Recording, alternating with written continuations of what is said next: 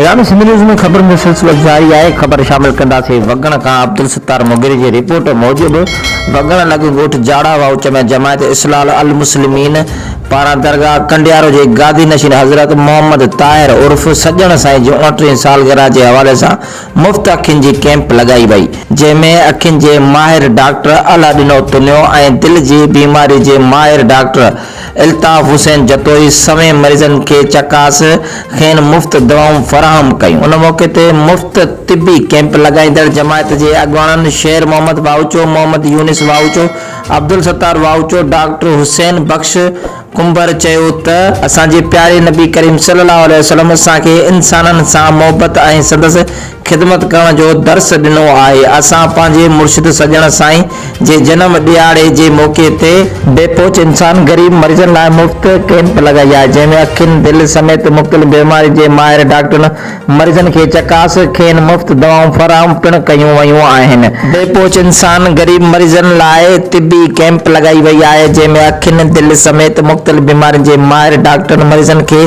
चकास खेनि मुफ्त दवाऊं पिणु ॾिनियूं वयूं आहिनि। असां इंसाननि जी खिदमत कंदे सुकून हासिल कयूं था। ईंदड़ वक़्त में पिणु अहिड़ी क़िस्म जूं सरगर्मियूं जारी रखियूं वेंदियूं।